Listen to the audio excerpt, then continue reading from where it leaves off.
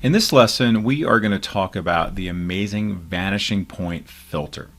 Now, where does that live? Well, it lives in your filter menu up on top here, and you can see here as vanishing point. Now, what is the vanishing point?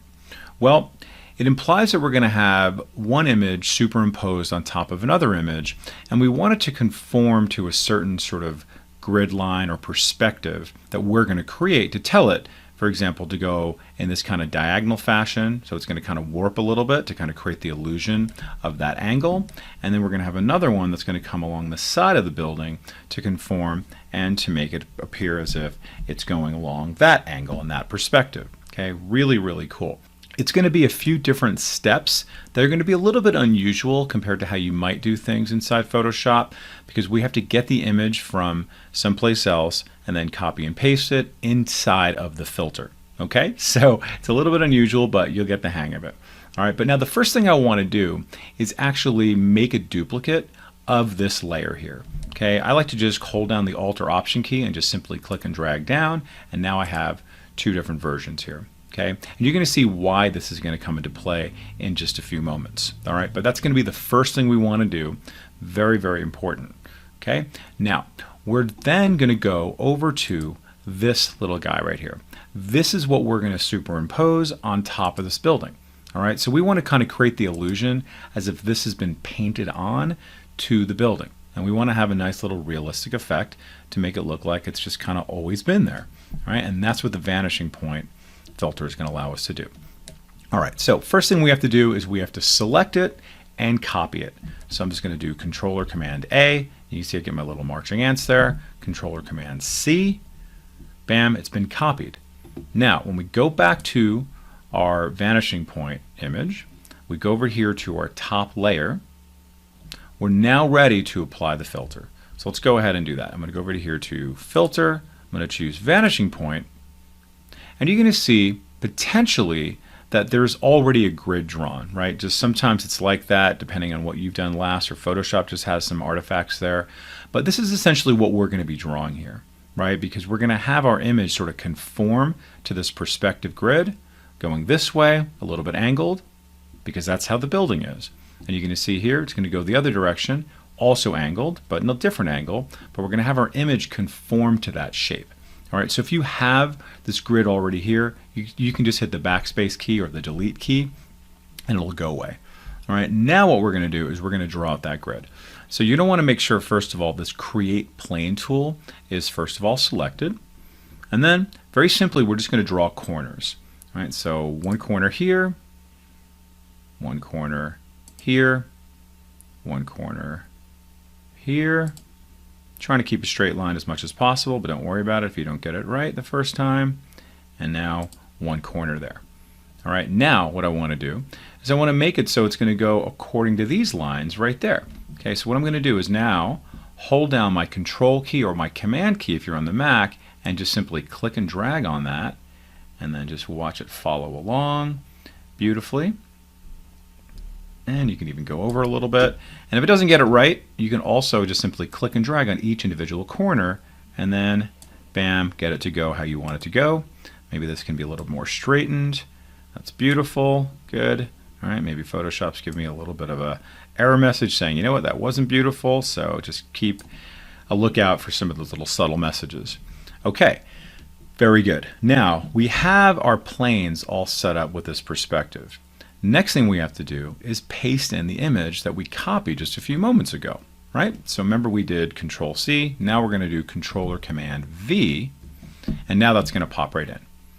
Okay? Now at this point, you may decide, well, you know what, it's coming in too big or it's coming in too small, so we can fix that by using this tool right here, which is our Transform tool. Okay, so when I click on that, you'll notice I get my little bounding box, allowing me to make it bigger or smaller before I even bring it in here. This is a decent size, but let me just show you here. As I click and drag on the corners, I'm going to hold down the Shift key just to be able to kind of resize it. And it gets a little bit shaky for some reason. It kind of just doesn't have some kind of resistance. So we just have to kind of bear with that. But don't worry about it. We'll be able to fix it even after the fact as well.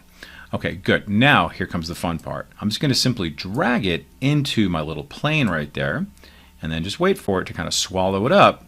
And then bam, there you have it. And I can go ahead and still make that smaller.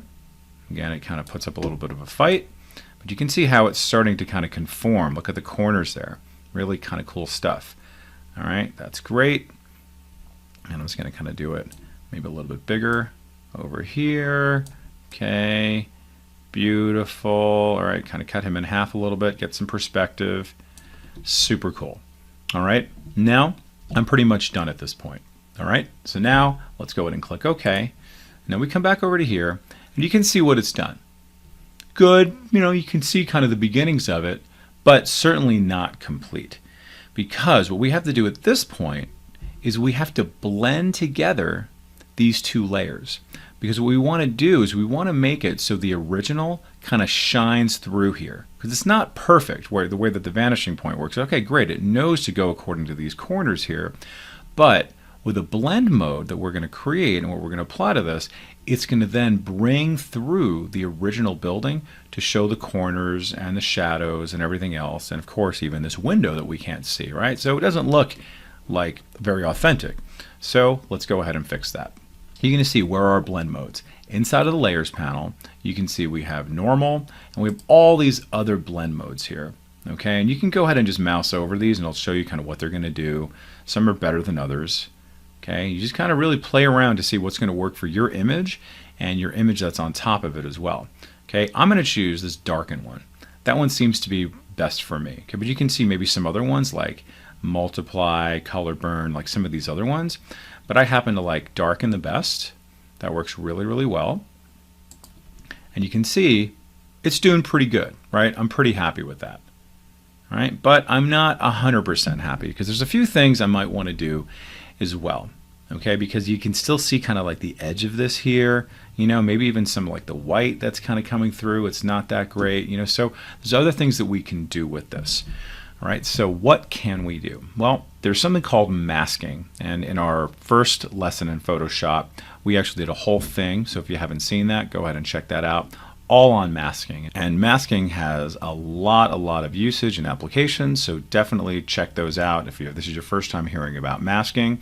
But what we want to do is essentially mask out some of these kind of edges here, mask out some of that right there, and then possibly even be able to see something more here. And if you've covered up your window by accident, you can mask that out and get rid of that. Okay, and then maybe even this guy here, let's see what that's going to do, right? But I think I want to keep that because that's part of the building. So how do we mask? Well, I'm going to mask, so it's going to come through this. Okay, so I like to think about masking as like a blindfold that becomes a mask. When I click on this now, this is now my blindfold, but I'm going to poke a hole in this to make it become a mask, so that I can essentially see what's living inside of this. So it's kind of like a blend mode, but it's just a lot more straightforward, where it's just more about visibility, about what's underneath here, because I want to see the original. So very simply now, with masking, it's just a very simple black and white with the brush tool.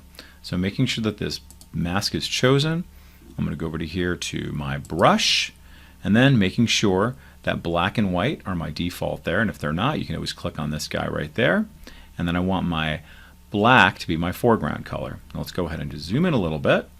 I'm going to go ahead and make my brush a little bit smaller there. Using my left and right bracket key, left to make it smaller. All right, and now let's go ahead and just brush away all this stuff here to bring back the original.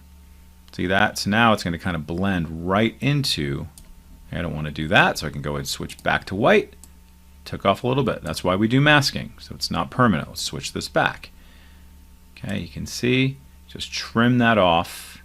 You got a little bit too much, switch it. Great, there it is. Switch it back.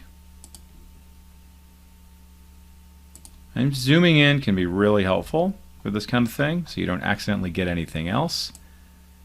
Great. Love it. And maybe I actually want to have like a harder edge for this, so it doesn't kind of like accidentally get some of the other stuff there. Make my brush a little bit smaller. Just cleaning it up. All right, so it looks like it's just born there. Just been there forever. And then this kind of looks a little bit weird. Maybe you want it, maybe you don't. So I can just go ahead and snip it off. Right? It's just part of the window right there, right? So it doesn't go onto the window, it's just above the window. Okay, and if you see any other kind of artifacts there, just get rid of them. Okay, maybe even some of that extra white there you might want to get rid of as well. All right, so that's looking pretty cool. Okay, and it looks like it's part of the building. I'll kind of zoom out a little bit. You can see that looks like it's been painted on there. You can see how it conforms to the angles. And we've used some extra tools, including our blending mode as well as masking. Okay, so you're going to want to practice this a few times because it's not super straightforward, like I said, but you can see that the benefits really show that it's worth a little bit of extra effort because you get some really cool, very natural effects. All right, so practice that and we'll see you in the next lesson. If you're not a subscriber, click down below to subscribe so you get notified about similar videos we upload. To see the full course that this video came from, click over there. And click over there to see more videos from Simon Says It.